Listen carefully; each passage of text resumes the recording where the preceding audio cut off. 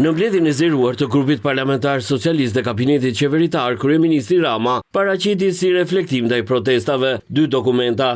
Njërin prej 42 faqesh i titulluar Besa dhe një aneks për grupin parlamentar që ende pret ta konsultojë edhe me forumet e partisë. Janë 2 dokumente që mishërojnë reflektimin tim përpara pasqyrës së bulevardit të Flamingove. Ky i pari është një dokument strategjik për kthesën që duhet të garantojë mandati i 4 në procesin qeverisës.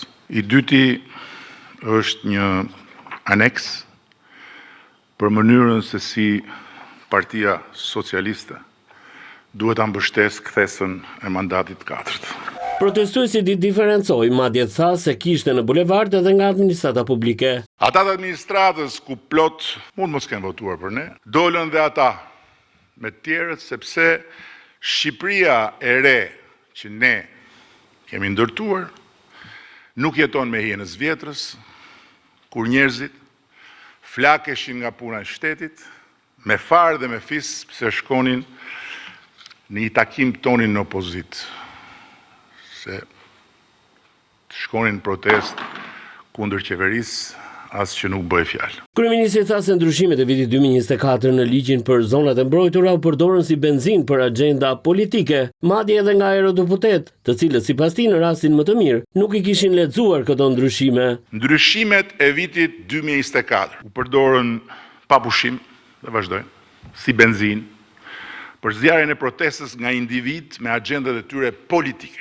përfshirë dhe disa eurodeputet, që në rastin më të mirë nuk e kanë lexuar fare çfarë kemi ndryshuar, ndërsa në rastin më të keq kanë dashur ta besojnë rolin e viktimave të imperializmit amerikan. Premtoi skanimin e ligjit për zonat e mbrojtura në bashkëpunim me Komisionin Evropian. Ka një proces në zbatim të kalendarit negociatave ku do skanohen një për një me Komisionin Evropian për ta përputhur krejt atë ligj 100% me direktivën e BE-s edhe ato ndryshime. Përmendi pasojat e protestës për shifrat e sezonit turistik. Pasojat mbi sezonin turistik dhe mbi ekonominë e familjeve që jetojnë me turizmin i tregoi bilanci i fundqershorit, kur për herë të parë pas shumë vitesh dhe krejt në kundër tendencë me janar, maj që ishin zjarr në rritja stopoi. Përmendi edhe rastin e nënës me fëmijë autik në protest, duke nënvizuar se është dyfishuar mbështetja financiare për këtë target group. Nënën me fëmijën me spektër autik.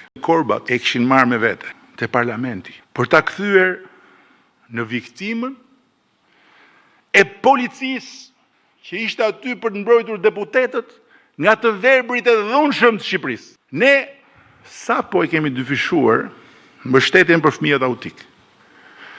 E kemi rritur mbështetjen dhe për nënat e tyre. Kërkoi që t'i jepej fund arrogancës ndaj qytetarëve nga administrata shtetërore. Në atë pasqyrën e bulevardit Flamingove, pash se sa e padurueshme është bërë për njerëzit mungesa e empatisë së njerëzve të shtetit. Arroganca e zyrtarëve pa gjak, që u flasin sikur të kenë karrige në vend fytyrës, ndërkohë që fytyrën e kanë parkuar në vend të prapanicës.